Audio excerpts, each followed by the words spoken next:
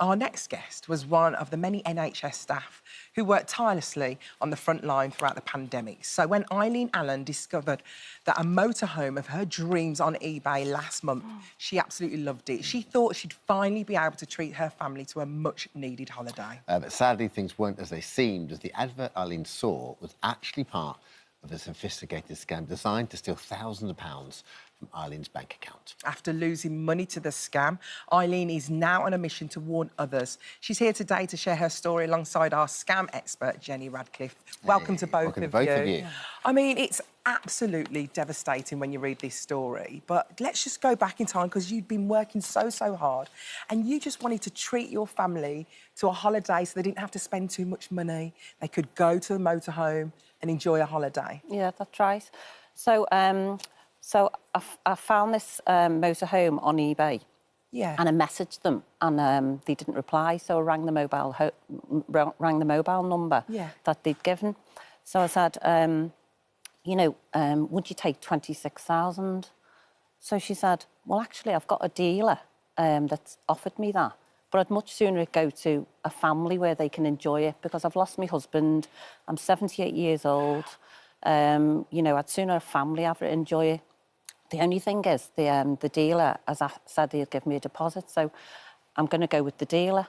So she left you, and then she said, but really, as I say, I'd sooner you, a family, have it. So if you can offer me the 30% deposits, then, I'll go with you, because it's sooner, because, as I say, I've lost my husband, we can't use it anymore. I bought it off my neighbour. So I paid the 7,800. They told me where it was. They sent me an email as a receipt. There's another girl involved, Jacqueline Crawford, who we've met through the actual owner of the motorhome, who's very kindly Brett, who put us in connection. Jacqueline Crawford.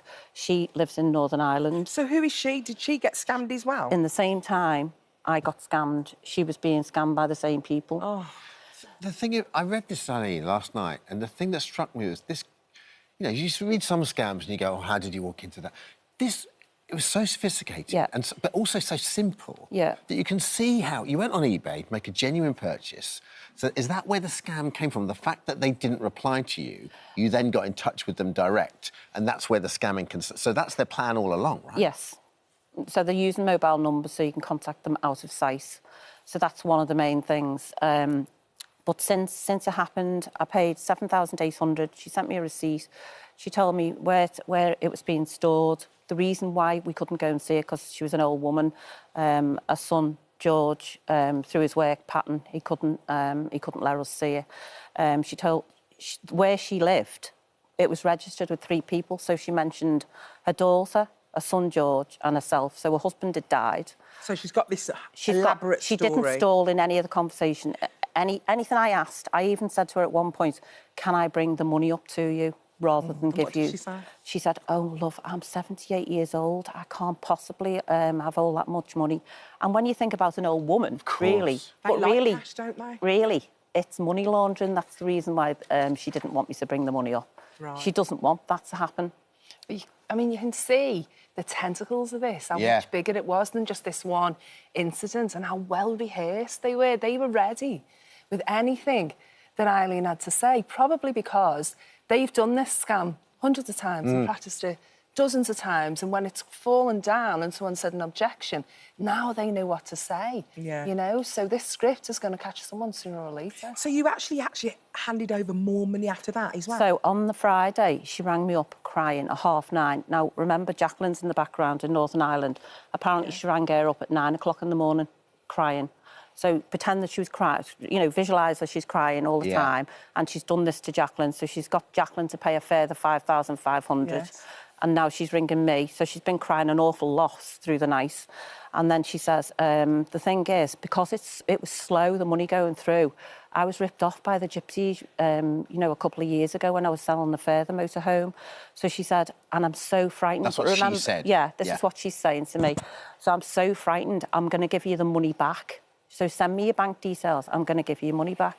Now, that was upsetting because all my little grandkids, I've got 5 grandchildren, 3 grandchildren and 5 grandchildren, they were all excited. About this motorhome? And I visualised them sitting in the motorhome. that is extraordinary level of confidence, isn't it? To say, I'm going to give you the money back, which then puts the onus on. Yeah, it's a reverse psychology, right? You know, it's trying to say, oh, that's why they say I'm worried about being scammed, because why would they say that if they were a scammer? Yeah. And also introducing all of this emotion into the equation. You know, she's crying, she's getting people to check if Eileen's genuine. All of that stuff is just adding credibility to her. Yeah. And as I say, it sort of mirrors Eileen's own circumstances, you know, saying it's to do with family and she's a bit worried and all that due diligence. She's trying to mirror, to lower your guard, you know, your shield about these things. So what? When did you first get a whiff of this? This is genuine. So then she said, but if you can prove that the money will go through faster, because when I sold the motorhome and lost it a few years ago, she said the gypsies bought it. This is what she told me. Once again, her words, yeah. Yeah, this is her word, yeah.